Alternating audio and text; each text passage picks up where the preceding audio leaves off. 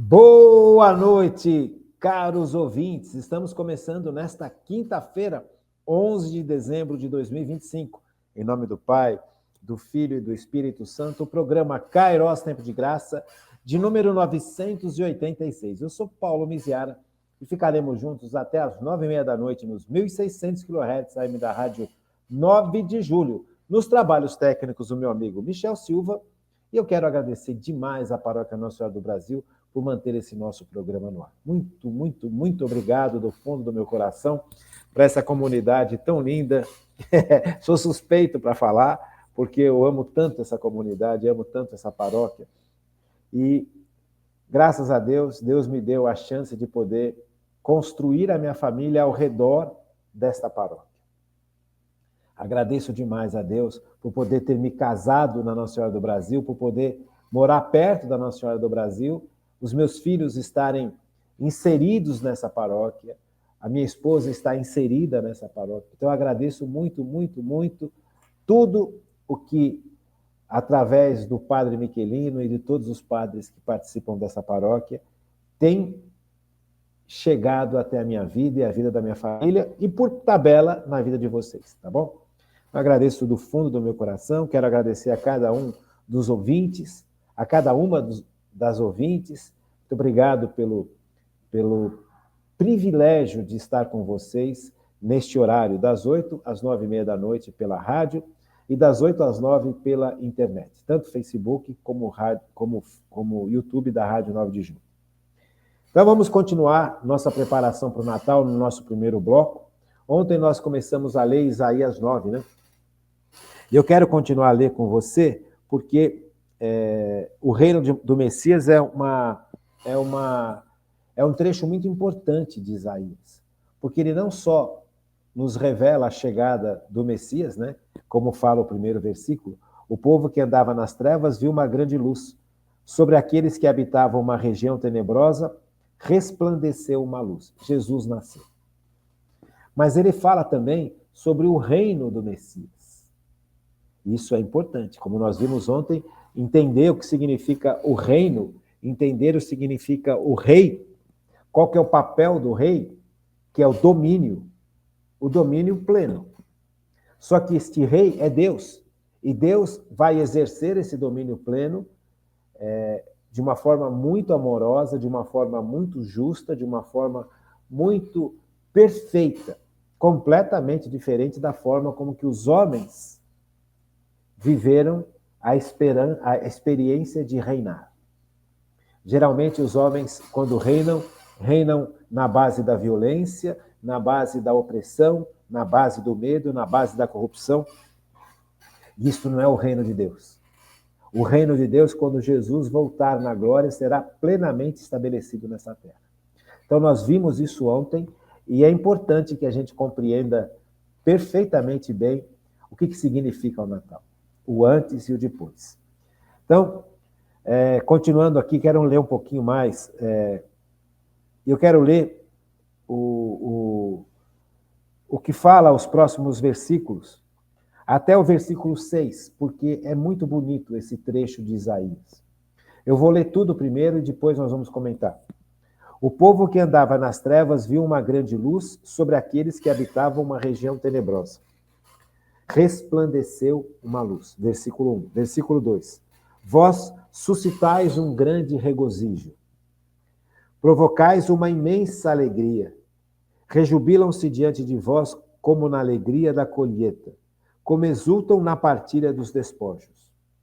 Porque o jugo que pesava sobre ele, a coleira do seu ombro e a vara do feitor, vós os quebrastes, como no dia de Madiã.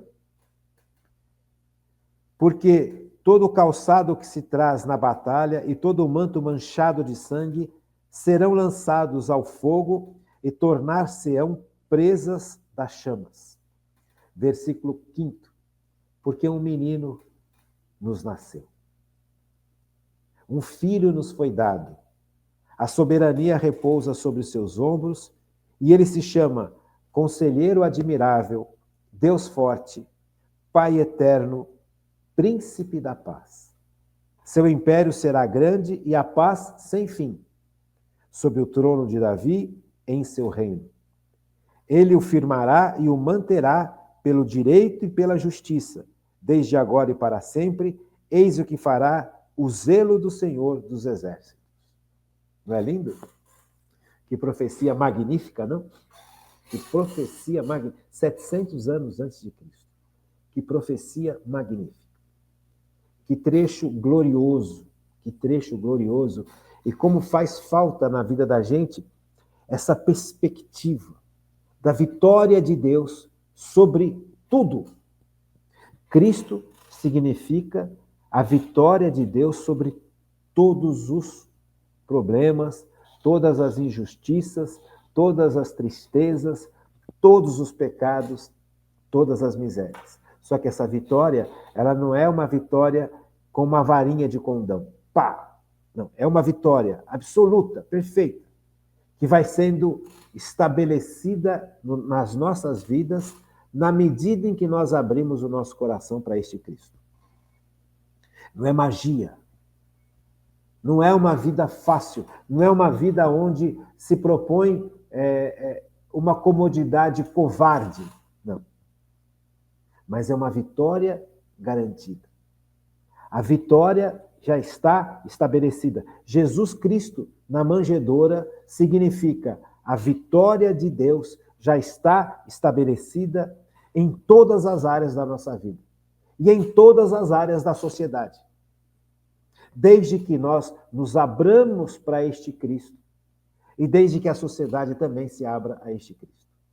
Mas vai chegar um momento da história em que essa vitória será realmente clara e absoluta. Porque o império de Deus é superior a tudo. O poder de Deus é superior a tudo. Tudo concorre para o bem daqueles que amam a Deus. Até mesmo aquelas pessoas que hoje estão reticentes à ação de Deus, à salvação de Deus e à transformação que Deus quer fazer na vida da gente. Mesmo essas pessoas, de alguma forma, se renderão ao poder de Deus. Todo joelho se dobrará no céu e na terra. Veja, apesar da liberdade do ser humano, apesar do ateísmo, apesar dos pecados, apesar de tudo, Deus é vitorioso. Deus é infinitamente poderoso e capaz de vencer todo tipo de morte na vida da gente. Veja, todo tipo de morte. E a morte não é só morte física. O pecado gera morte. A primeira morte que o pecado gera é a morte da graça. Nós perdemos a graça santificante quando estamos em pecado grave. E estar em pecado grave significa estar morto, literalmente. Nós andamos, mas estamos mortos, porque a nossa vida não é para este mundo só, a nossa vida é para a eternidade.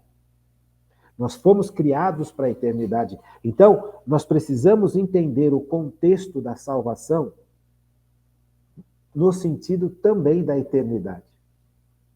O mundo hoje vive como se só houvesse aqui e agora. Mas não.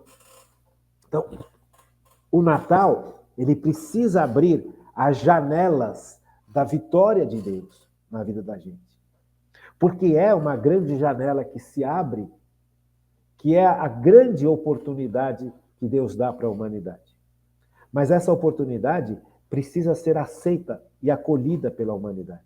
Mas chegará um tempo que, mesmo quem não aceite, estará sob a vitória de Cristo.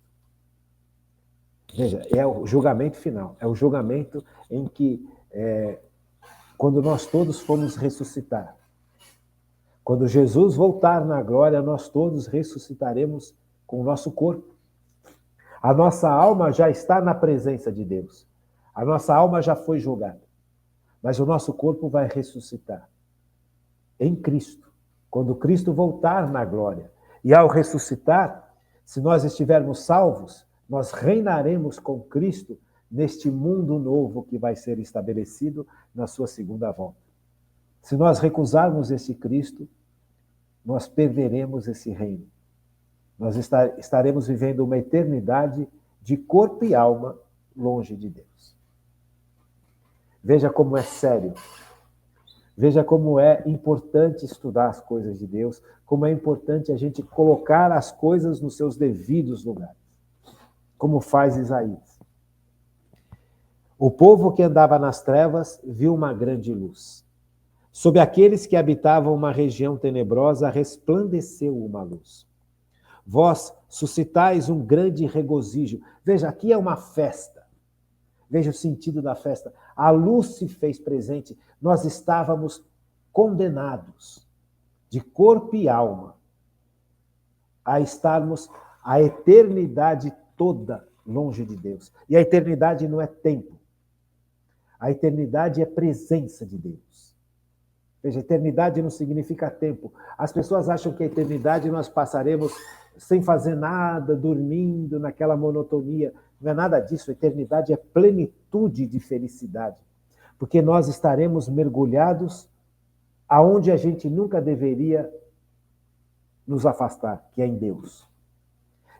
E nós fomos criados para estarmos plenamente mergulhados na Trindade, vivendo o amor que a Trindade vive.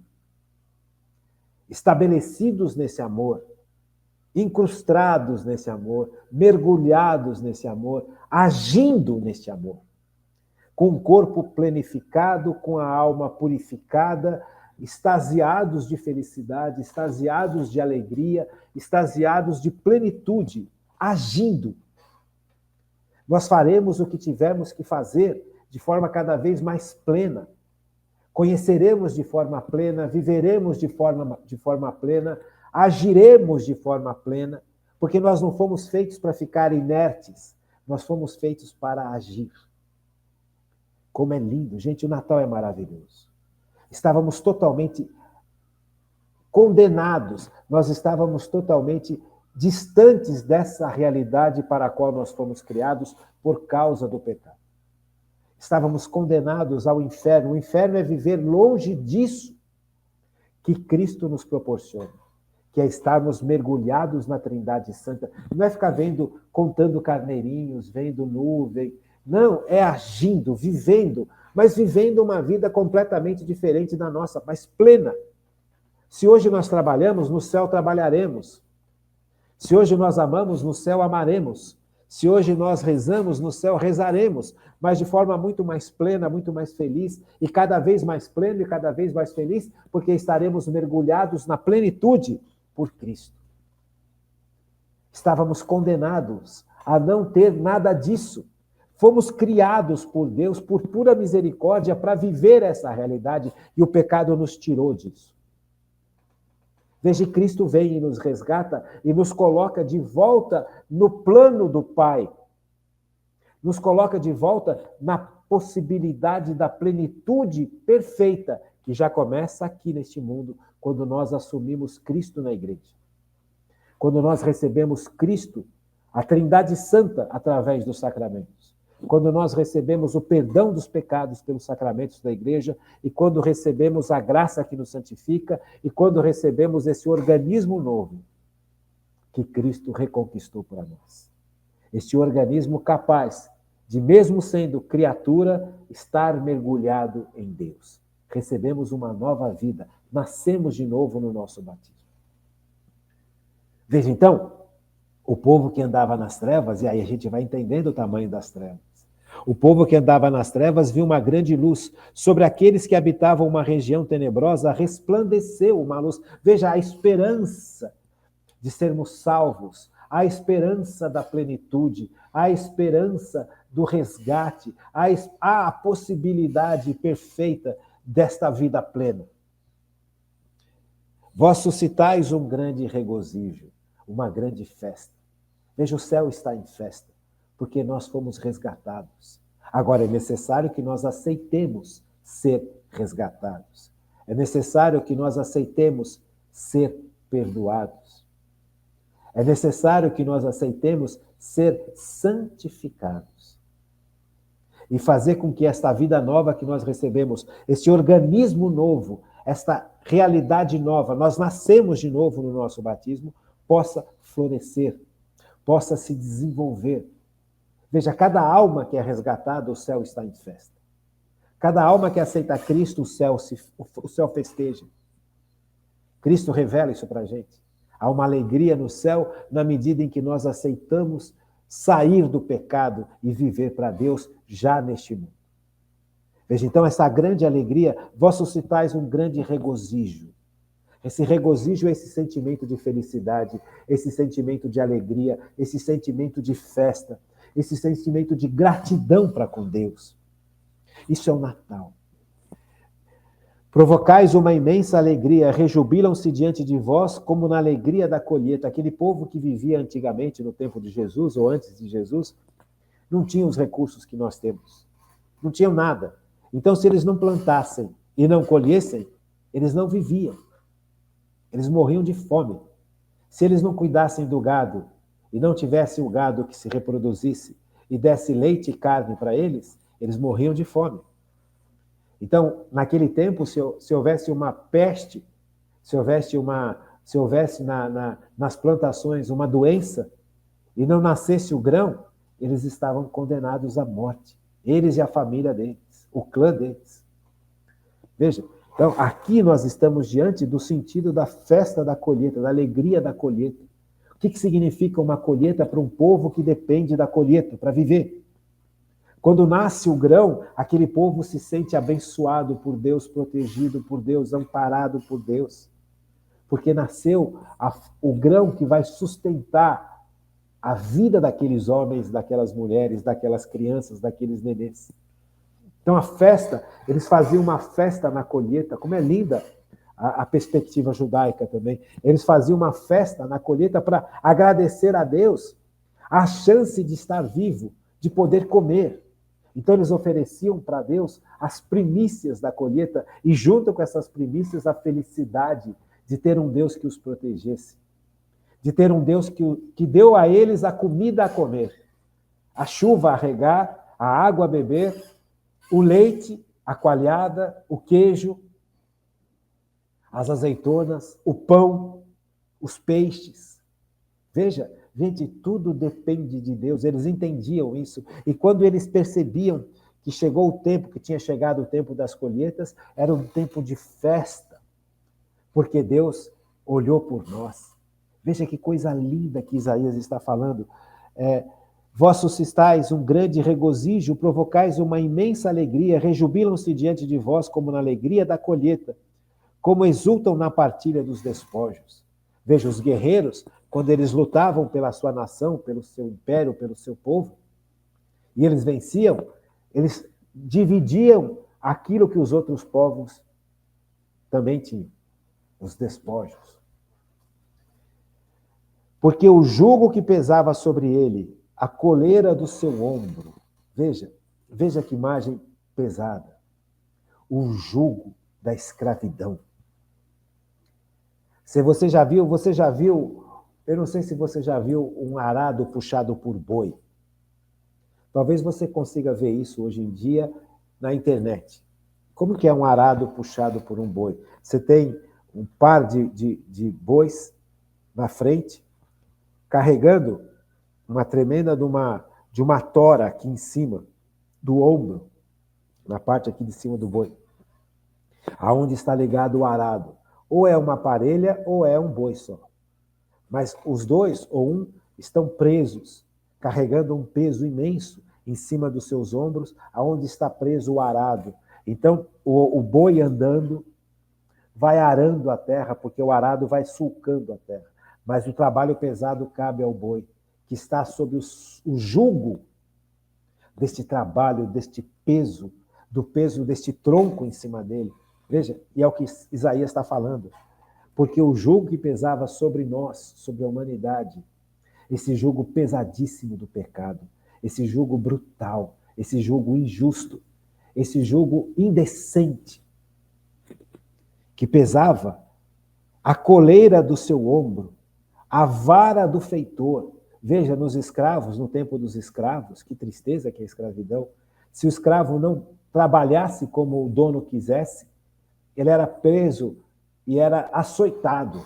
Não foram só os negros que foram açoitados. Que vergonha. Que vergonha para a nossa história, os negros sendo açoitados. Mas os povos todos também foram açoitados pelos feitores da antiguidade. Quantos brancos também foram açoitados? Quantos asiáticos também foram açoitados? Pelo chicote, pela vara do feitor. Nós estamos estudando no nosso resumo a importância da dignidade do ser humano. O catolicismo, o cristianismo e o judaísmo traz para a humanidade o conceito correto da dignidade do ser humano. Nenhum ser humano foi feito para viver sob o jugo do pecado, esse jugo inclemente, porque o pecado nos bate como uma vara, como um chicote. Antes de entrar o pecado na vida da gente, ele se apresenta bonito, iluminado, fantástico, atraente, cheio de prazeres, mas depois as consequências são brutais. Quantos homens destruídos, quantas mulheres destruídas no mais íntimo do seu ser, no mais profundo da sua saúde por causa do pecado. Quantos jovens, quantas meninas, que destruição. A vara do feitor, vós os quebrastes, como no dia de Madian, dia de libertação. Porque todo o calçado que se traz na batalha e todo o manto manchado de sangue serão lançados ao fogo e tornar-se-ão presa das chamas. Veja, quem participou de uma guerra sabe a dor que é. Sabe a tremenda brutalidade que é uma guerra. Você já viu um soldado voltando da guerra? Um soldado indo para a guerra é um jovem. E um soldado voltando da guerra é um velho destruído, mesmo com pouca idade. Porque vê e fez atrocidades. Veja, tudo isso a humanidade vai ser liberta disso tudo. E aonde está a libertação? Está justamente nesse presépio que nós montamos. Nesse momento em que a igreja nos permite olhar para Cristo que chega. A salvação está chegando. A salvação para tudo isso está chegando. Isaías proclama isso a todos os ventos. Mesmo que hoje em dia a humanidade se tornou completamente surda, mesmo que hoje em dia a humanidade se tornou orgulhosa e prepotente e autossuficiente, que não precisa de Deus para nada, bastam as ideologias e bastam as tecnologias. Que tolice. Um dia a humanidade de novo vai ouvir a voz deste que chora no berço. Que lindo, hein, gente? Porque um menino nos nasceu, um filho nos foi dado. A soberania repousa sobre os seus ombros. Veja, o rei, o poder, o verdadeiro rei que exerce o poder de forma adequada, que exerce o poder que liberta, que exerce o poder que refaz, que exerce o poder que amoriza, que exerce o poder que dignifica, que planifica. Chegou. Este rei chegou. Esse rei já está entre nós. Isso é o Natal. Não é o menino no presépio. É o rei que reinará soberano. E nós teremos que escolher, ou eu vivo para este reino, ou eu sou contra este reino. Não tem meio termo, gente. E aqui está a radicalidade do cristianismo. Porque este rei é perfeito. Este rei, como fala Isaías, a soberania repousa sobre os seus ombros, e ele se chama Conselheiro Admirável. Os seus conselhos são perfeitos. A sua palavra é perfeita. Os seus ensinamentos são perfeitos. A sua justificação é perfeita. A sua bondade é perfeita. A sua cura é perfeita. A sua transformação é perfeita. Ele é o príncipe da paz. Ou eu estou com o príncipe da paz, ou eu estou com a revolta, com a guerra, com o ódio. Não tem meio termo. Ele é o Pai eterno. Seu império será grande e a paz sem fim. Sob o trono de Davi em seu reino, ele firmará e o manterá, pelo direito, pela justiça, desde agora e para sempre, eis o que fará o zelo do Senhor dos Exércitos. Ou eu vivo para Deus, ou eu vivo para o mundo. Este mundo onde não vai ter paz, este mundo onde não vai ter plenitude, este mundo onde não vai ter justiça, este mundo onde não vai ter amor, dignidade, santidade e perfeição. É uma escolha. Eu e minha casa escolheremos o Senhor. Que Deus possa nos permitir fazer todos os dias essa escolha por Deus, porque escolher contra Deus é escolher a treva, as trevas, a dor, a injustiça, o pecado, a morte, a falta de paz, a falta de sentido, a falta de vida. Que o Natal seja para todos nós realmente um tempo novo, mas um tempo de escolhas. Sabe, diante de Jesus, a lei não só tem sentido, a lei que Deus nos deu através de Moisés não só tem sentido, mas tem como ser vivida. E ao vivermos a lei, como Deus assim quer, os 10 mandamentos, mais plenos e mais santos já seremos nesse mundo. E o reino de Deus começa a se espalhar através dessa nossa opção de vida.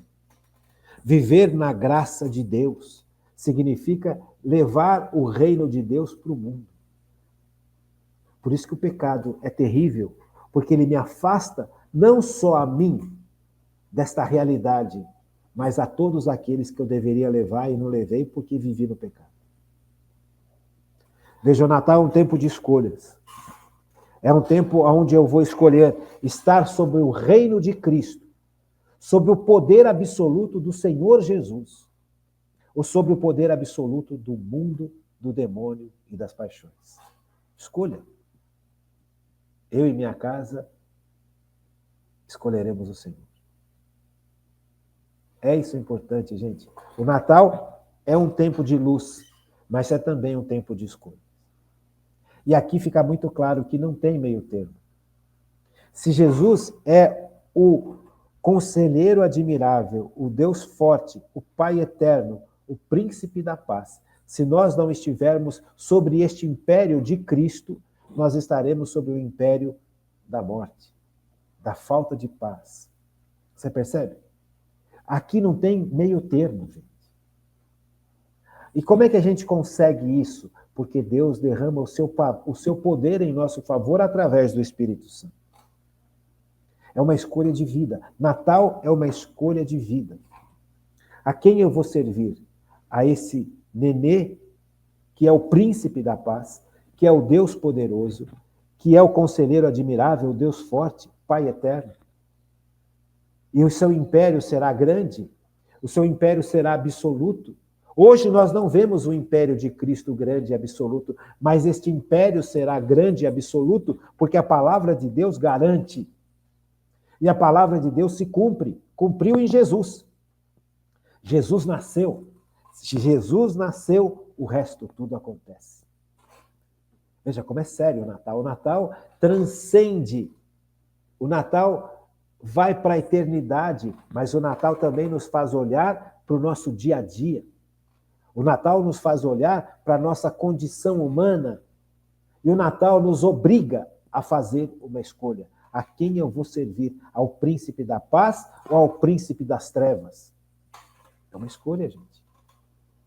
E não dá para servir um e o outro. Eu e minha casa serviremos ao Senhor. Seu império será grande sem fim. A vitória já está dada. A vitória já está estabelecida, mesmo que hoje nós não tenhamos a menor perspectiva dessa vitória definitiva de Cristo na vida da humanidade. Nem na nossa vida. Porque ainda estamos sobre o jugo dos pecados. Os pecados que nós já colhemos, os pecados que ainda não nos livramos através da graça e dos sacramentos da igreja e da vida de oração. Dos pecados de estimação, dos pecados dos outros, do orgulho deste mundo. Ainda estamos sobre isso. Mas chegará um ponto em que isso tudo vai ser vencido. E quando isso tudo for vencido, mesmo que eu já estiver morto, eu vou ressuscitar para reinar com este rei que vai reinar em todos os lugares.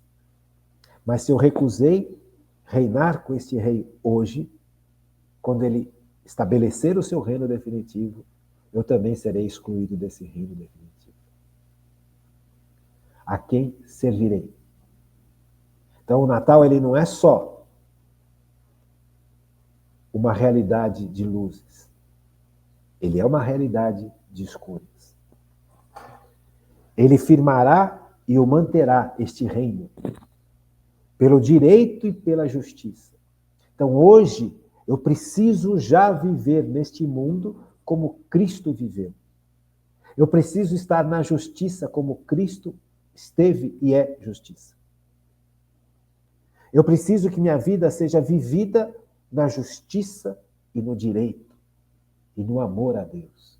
Mesmo que isso custe lágrimas, noites de oração, vida de santidade. Porque assim eu vou reinar com Cristo. Quando Ele estiver reinando.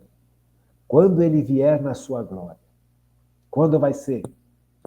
Não faço a menor ideia. Só sei que vai. Só sei que a vitória está garantida. Por quê? Porque nós estamos diante de Cristo que nasceu. O menino nos nasceu. Um filho nos foi dado.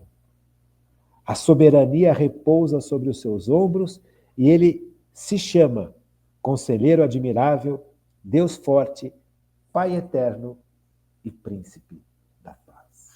Então vamos lá, gente. Vamos para o segundo bloco? Hoje vai ser bonito esse segundo bloco. Nós ainda estamos falando sobre a justiça. Veja, a justiça como virtude humana, ela precisa ser desenvolvida. Então, o que é a justiça como virtude moral humana? É dar ao outro o que é devido. É o mais simples. É dar ao próximo o que lhe é devido. É a explicação mais simples e mais humilde. Porque a justiça, quando ela é iluminada pelo Espírito Santo, essa virtude humana, quando é iluminada pelo Espírito Santo, nós percebemos que dar ao próximo o que lhe é devido não é o suficiente. Veja, olha o salto que nós estamos dando. Primeiro, que a gente vive um mundo injusto. Segundo, que nós fomos preparados para ser tão injustos quanto esse mundo. Então, o simples fato de nós descobrirmos o valor da virtude moral da justiça já é um grande passo de transformação pessoal. Veja, justiça é dar ao próximo o que é devido. Então, em primeiro lugar, eu preciso dar a Deus aquilo que eu devo a Deus. Obediência, adoração, confiança, vida religiosa. E ao próximo, o que é devido ao próximo. Ou seja, aquilo que permite o bem comum acontecer. Isso aí, humano. Agora, virtude da justiça humana. Esse é o conceito básico. Mas quando a graça de Deus chega até mim e ilumina esse conceito humano de justiça moral, eu percebo que eu preciso dar a Deus tudo. Você percebe? Não é só a virtude da adoração, a virtude da religião. Eu preciso dar minha vida toda para Deus, porque Deus me deu tudo. Eu preciso dar para Deus todas as áreas da minha existência, eu preciso dar para Deus o meu potencial, todas as minhas atividades. Eu percebo que eu preciso dar muito mais do que eu dou para Deus, muito mais. Aos poucos, o Espírito Santo vai iluminando a minha inteligência e percebendo, nesse radar aqui que nós temos, que eu tenho que estar totalmente focado nesse Deus. Tudo na minha vida tem que ser para Deus, tudo. Você percebe? E ao próximo, não basta só o bem comum, não basta dar só aquilo que é justo. Eu começo a compreender que eu preciso partilhar o que eu tenho também. Tudo que eu tenho de vida, tudo que eu tenho de conhecimento, tudo que eu tenho de disponibilidade, tudo que eu tenho também de bens comuns, de bens materiais. Não basta só você dar uma esmola. É necessário mais, muito mais. É necessário partilhar o que eu ganho. Mas como é que eu vou fazer isso se eu vivo na avareza, se eu vivo no medo, se eu vivo na tristeza, se eu vivo na derrota? Por isso que é importante eu entender que em Deus eu tenho tudo, porque Deus é o Senhor de tudo. Então a virtude da justiça começa a ganhar o campo necessário. Não basta só o conceito humano. Veja, chegar no conceito humano de justiça, volto a falar, já é um grande passo, gente. Já é uma dádiva que a maior parte da população não compreende, humanamente falando. Mas conforme eu vou vivendo a minha vida em Deus, vou vivendo a minha vida nessa virtude da justiça, essa virtude vai sendo desenvolvida no meu ser, eu vou percebendo que isso não basta. Porque é a luz do Espírito Santo que está me iluminando, mostrando a verdade que foi escondida por esse sistema de trevas, por esse sistema de demônio que manda no mundo. Eu vou percebendo que quanto mais eu me dou para Deus e quanto mais eu me dou para o próximo, mais plena é a minha vida. É o contrário. O mundo ensina que tudo é para mim, tudo é para mim, tudo é para mim, tudo é para mim. Então eu caso para eu ser feliz, eu trabalho para eu ficar rico, eu tenho filhos para ter uma posteridade. Tudo é para mim, para mim, para mim, para mim. A minha mulher é para o meu prazer, é para não sei o quê. Percebe? É uma vida sem sentido, perdida, jogada fora. Mas conforme eu vou vivendo a justiça humana e vou deixando que a graça de Deus vá trabalhando na minha existência, eu vou percebendo que é o oposto. Quanto mais eu me doar para Deus e para o próximo, tão mais pleno eu vou ser, tão mais plena a minha família vai ser, tão mais adequado eu vou viver, tão mais feliz nós todos viveremos. Percebe? Por isso que Jesus instituiu uma igreja. Pedro, tu és pedra e sobre ti eu vou erguer a minha igreja. E a igreja vem vivendo essa realidade desde quando ela foi estabelecida por Cristo em Pedro. Eu não sei se você conhece, veja, vamos estudar um pouquinho, porque está dentro do escopo da justiça, como também está dentro do grupo da caridade, do amor. As 14 obras de misericórdia que a igreja nos propõe. Veja, prática. A justiça, iluminada pelo Espírito Santo, vai nos levando a ter uma vida de prática. O que é uma virtude? É a prática de algo bom. É a prática, é o dia a dia, é a disposição para fazer algo bom. E a igreja, como ela está mergulhada na justiça de Deus, como a igreja foi estabelecida por esse Cristo, que é pura justiça, e ela reflete isso de verdade, ela nos propõe obras de misericórdia que realmente propõem e trazem uma vida de justiça, não só para nós, como para a comunidade, como para o mundo. Você percebe? Coisas que nós fomos perdendo ao longo do caminho. Nós esquecemos de estudar isso, nós esquecemos de sermos filhos da igreja. As 14 obras de misericórdias da igreja. Você tem as obras de misericórdia corporal, as 7 obras de misericórdia corporais.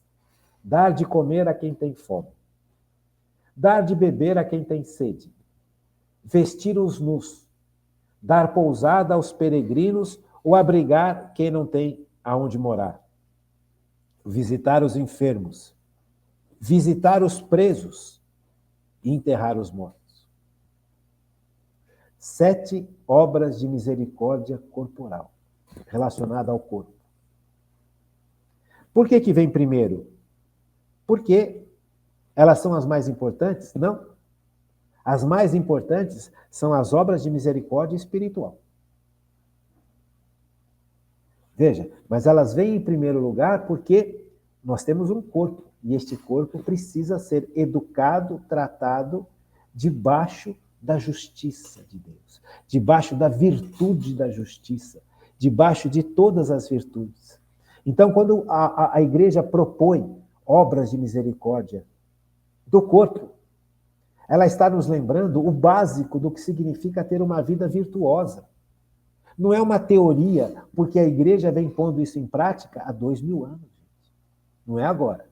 Não começou com Karl Marx, uma resposta a Marx, então a igreja vai cuidar dos pobres. A igreja vem cuidando dos pobres desde quando Jesus andou neste mundo.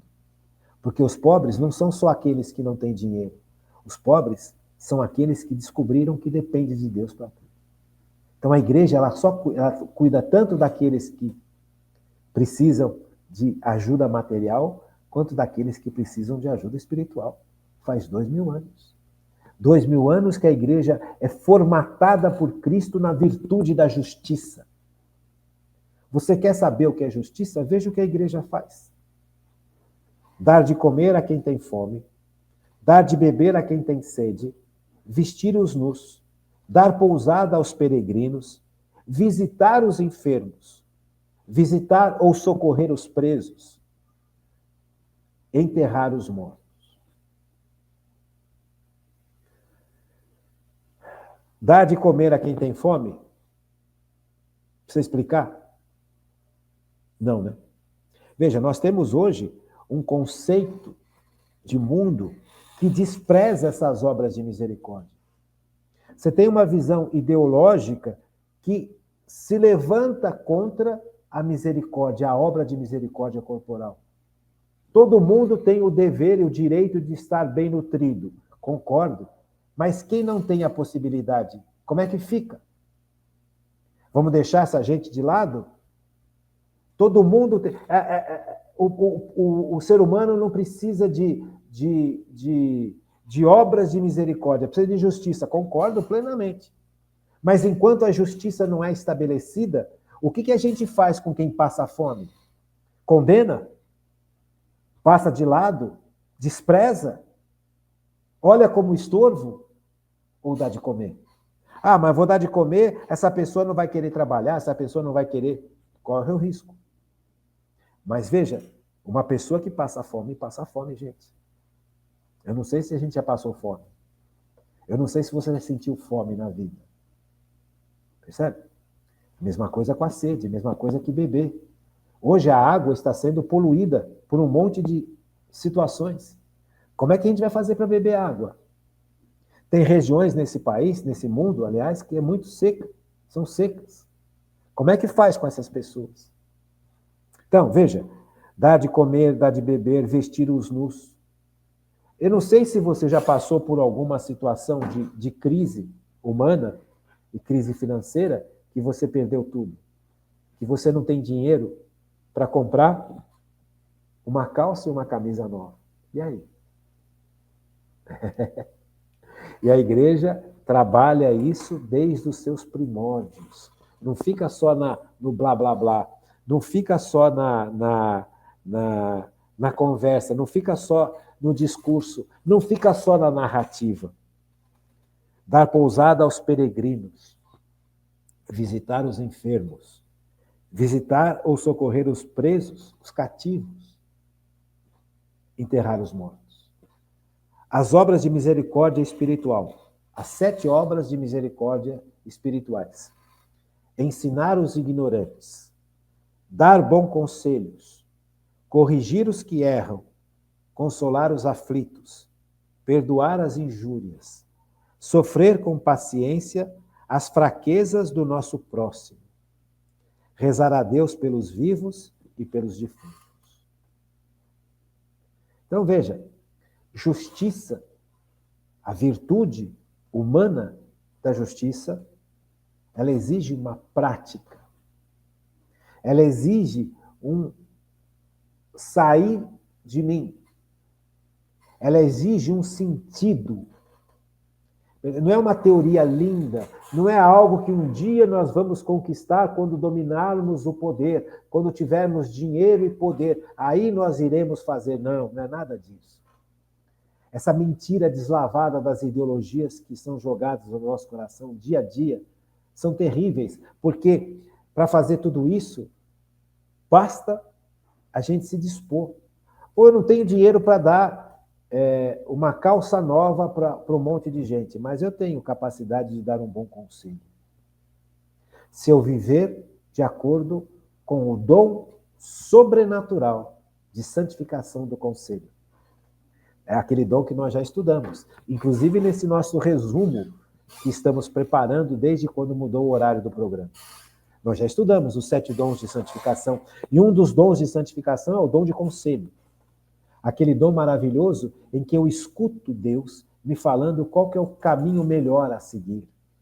É sobrenatural, é dado por Deus. Nós recebemos no nosso batismo e no nosso crisma esta capacidade, esse dom sobrenatural. Isto vem de Deus. Então eu começo a aprender a ouvir Deus e Deus me fala, o caminho é por aqui. E conforme eu vou habituando meus ouvidos a ouvir Deus falar qual o caminho a seguir, eu estou aprendendo a dar conselhos para os outros. Primeiro eu preciso aprender o dom do conselho agindo em mim, para eu poder aconselhar os outros. Mas veja, eu não preciso de dinheiro para isso. Eu preciso de estar ligado com Deus. Eu não preciso de dinheiro para dar um bom conselho. Olha que coisa mais linda. E eu não preciso de dinheiro para ensinar os ignorantes. Basta eu ser crismado na igreja. Basta eu ser batizado na igreja, porque o batismo e o crisma me dá a capacidade de ensinar os outros as coisas de Deus. Porque vem do alto. A capacidade de ensinar os outros não vem da humanidade, vem do alto. Eu não preciso de dinheiro e eu não preciso de poder. Eu não preciso ser famoso, eu não preciso ter uma multidão aos meus pés. Basta ser batizado e crismado e sair de mim. Lindo, né? Corrigir os que erram. Aí eu preciso estudar um pouquinho mais. Mas nós temos aqui, ó, faz 6 anos que nós estamos estudando o Catecismo da Igreja Católica. Está terminando. Estamos revendo um monte de pontos importantes, mas veja como é importante. Veja como é sério isso. Veja como a justiça exige que eu faça isso. A virtude humana da justiça exige que eu faça isso. E a igreja vem fazendo isso há 2000 anos. Perdoar as injúrias. Aqui eu preciso da graça de Deus. Porque eu sou chamado a perdoar como Cristo perdoou. E quantos de nós ainda carregamos um monte de falta de perdão? Enquanto nós não perdoarmos livre, como Cristo perdoou, não por sentimento. Porque se eu for depender de sentimento, eu não vou perdoar nunca. Se eu for depender de sentimento, eu vou manter para sempre a raiva, a tristeza e a decepção com aquelas pessoas que me fizeram mal. Mas se eu não obedecer a Deus e perdoar, eu não estou abrindo espaço para Deus agir na minha vida. E, infelizmente, nós carregamos um monte de entulhos de falta de perdão dentro de nós. Porque, no fundo, nós não acreditamos no perdão que nós damos. Porque o perdão é frio. Baseia na ordem que Deus dá, que Jesus dá. Quando Pedro pergunta para Jesus quantas vezes devo perdoar? 7 vezes? Para o judeu isso era um absurdo. Porque a lei do judeu dizia perdoar é a lei de talião, olho por olho, dente por dente, não tinha perdão. Se você me fez mal, eu tenho o direito de te retribuir no mesmo nível. Aqui já é uma gradação. Porque antes da lei de talião, se você me fizesse mal, eu ia lá, matava você, a sua família inteira e estava tudo certo. Com a lei de talião, olho por olho, dente por dente, aqui a humanidade, já inspirada por Deus, já aprendeu a pôr limite na violência. Percebe? Deus agindo no mundo. Acontece que é muito mais do que isso. Então Pedro, quando pergunta para Jesus, quantas vezes devo perdoar? Porque ele via Jesus perdoando. Jesus é o perdão de Deus que se manifesta nesse mundo. Você compreende? Jesus veio para perdoar os nossos pecados. Quantas vezes devo perdoar? 7 vezes? Aquilo para Pedro era uma enormidade, porque ele não entendia o perdão. Perdoar uma vez já é muito, imagine 7, então 7 vezes deve ser fantástico. Ele pensava que Jesus iria colocá-lo lá no alto, e Jesus vira para Pedro e fala, não, Pedro, eu não te digo 7, eu te digo 70 vezes 7, ou seja, 100. Então, o perdão ele é um ato frio de obediência a Deus, não um ato sentimental. eu estou com raiva, eu estou triste, mesmo assim eu perdoo, porque Cristo me mandou perdoar. E quando eu perdoo em nome de Cristo a pessoa que me fez o mal, seja ela qual for, e seja ele o mal que for, por pior que seja, eu perdoo, eu me liberto desta prisão, desta angústia, dessa tristeza, disso que eu estou amarrado. E aí eu dou liberdade para Cristo agir dentro de mim. A obra de misericórdia, de perdoar, é imensa, gente. É importantíssima. Eu não preciso de dinheiro e de poder para isso. Nem de fama, nem de beleza, nem de compreensão, nem de aceitação dos outros. Sofrer com paciência as fraquezas do nosso próximo. Só no poder do Espírito Santo. Rezar a Deus por vivos e defuntos. Rezar pedindo a salvação das almas. Será que quando nós estamos na nossa missa, participando da Sagrada Eucaristia, onde Jesus se faz presente em corpo, sangue, alma e divindade, nós nos lembramos das almas que estão em julgamento naquele instante? Enquanto nós estamos participando da missa, uma série de pessoas estão morrendo no mundo.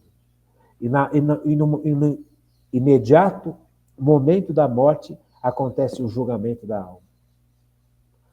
No momento da morte, que é a separação do corpo e da alma, a morte é a separação do corpo e da alma. Nesse momento, a alma já vai direto ser julgada por Cristo. Nós estamos intercedendo por essas almas nas nossas missas? Ou nós intercedemos só pelos nossos parentes ou pelos nossos amigos? Porque esta alma que está diante do julgamento não pode fazer mais nada. Ela teve a vida para fazer. Ela teve a vida para descobrir Cristo, aceitar Cristo e viver para Cristo. E se ela não fez isso? E na última hora ela se arrepende.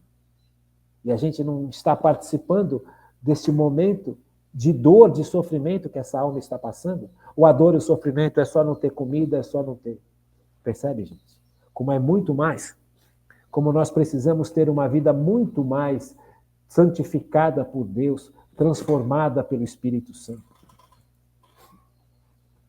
Quantas almas estão no purgatório, já estão salvas, mas estão no purgatório que necessitam das nossas orações. Essas almas que estão no purgatório não podem fazer mais nada por si, porque elas já estão sendo purificadas. E essa purificação dói, porque elas anseiam por estar na presença de Deus e ainda não estão prontas. Então nós precisamos suplicar por essas almas. Não sei nem quem são, nem quero saber. Nós não evocamos os mortos estão lá com Deus. Mas nós podemos e devemos suplicar por essas almas que sofrem. Percebe? Como é importante. Como é importante a gente rezar pelos jovens, a gente rezar pelos casais, a gente rezar pelos padres, rezar pelos governantes. É tão difícil rezar pelos governantes porque nós somos movidos por ideologias. Veja, então, quantas coisas que nós precisamos ser transformados. E o Natal é um tempo de transformação. Né? O Natal é um tempo de transformação. A Igreja Católica, ela não só ensina, como ela põe em prática. Se você pegar as obras de misericórdia da Igreja Católica, você vai ver que basta você entrar na internet, que você vai ver que aqui você tem só de 2021, eu não tenho mais as estatísticas de depois de 2021. A quantidade de obras assistenciais que a Igreja Católica faz no mundo inteiro. Aqui, ó. Veja. Só na África,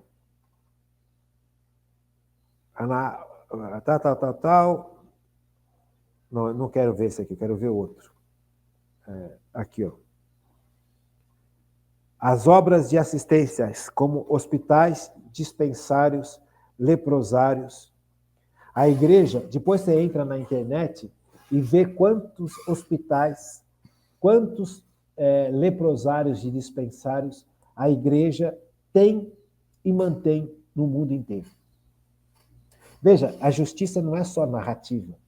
Não é só quando nós tomarmos o poder, vamos fazer a justiça. Isso não existe. Isso é mentira.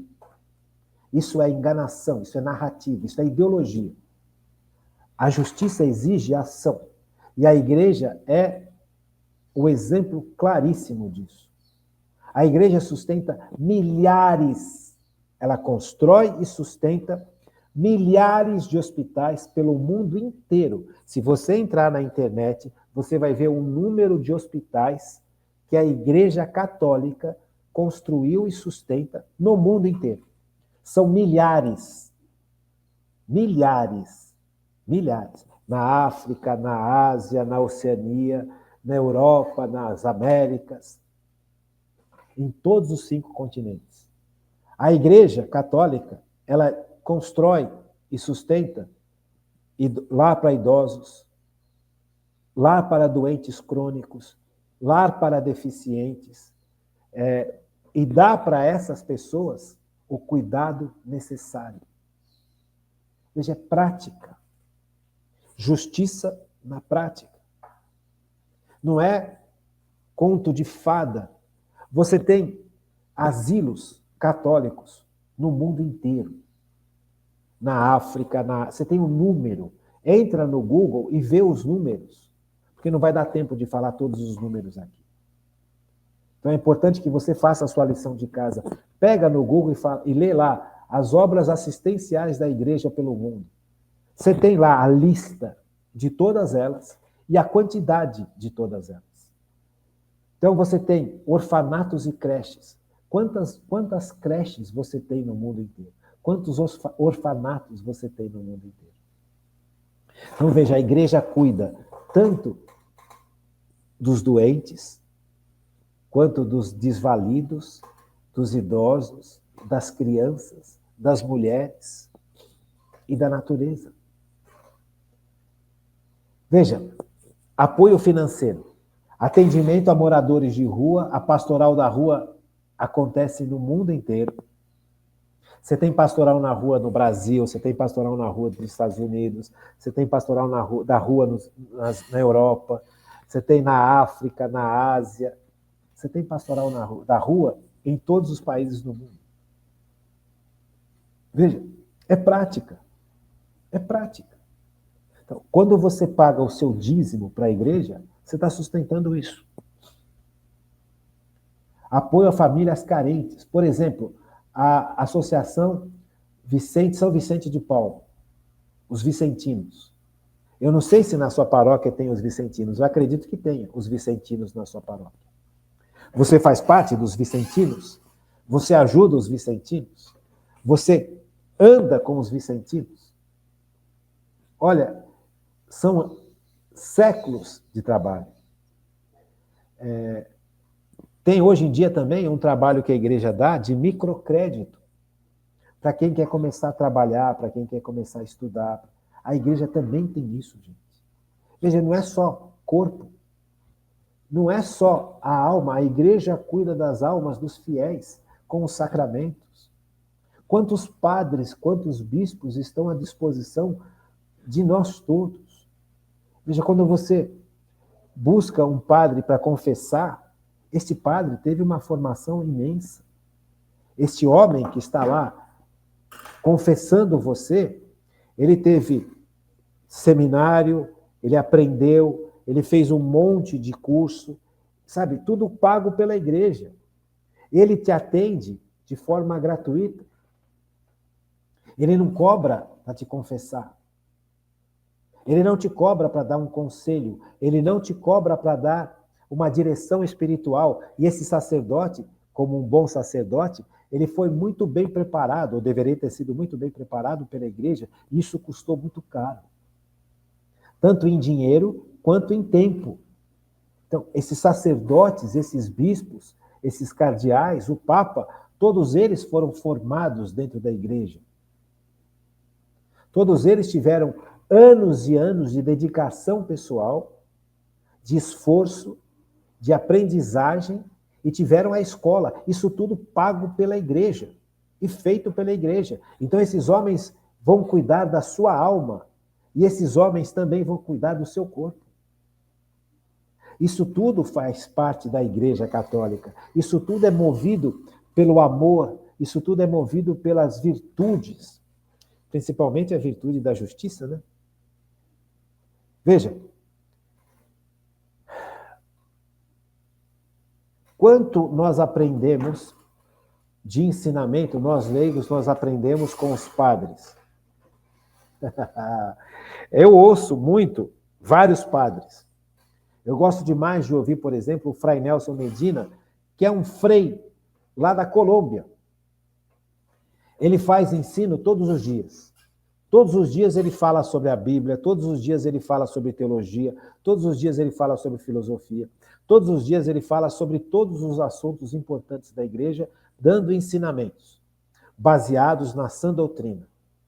Quanto que você acha que custou para este gênio, porque esse homem é um gênio, ser o que ele é e fazer o que ele faz?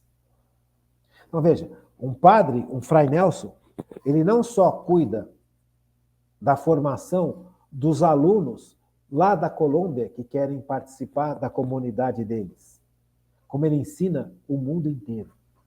Assim como o Fray Nelson, como eu sigo o Fray Nelson, eu sigo outros. Quantos padres, quantos grandes formadores a igreja deu para o mundo? Em matéria de humanidades, em matéria de religião, em matéria de teologia, em matéria de ciência. Veja, então, a justiça, a virtude da justiça, exige da gente, é dar-se, doar-se. E aí você vai compreendendo, o que move a igreja não é ganância, como muita gente fala. O que move a igreja é Jesus Cristo. O que move a igreja é o poder do Espírito Santo. Porque o Espírito Santo, quando encontra corações abertos a Cristo, age e ilumina a nossa inteligência. Veja, a virtude da justiça. Aprender que justiça é dar ao próximo o que lhe é devido já é um grande passo. Agora, aprender e viver além é obra de Deus. E a igreja é obra de Deus pelos atos e pela fé. Que nós possamos amar profundamente a nossa Igreja Católica. E que, neste amor pela Igreja, nós possamos servir a Igreja com todo o nosso ser. Isso é justo. Isso é justiça. Fiquem com Deus. Uma boa noite e até amanhã, se Deus quiser.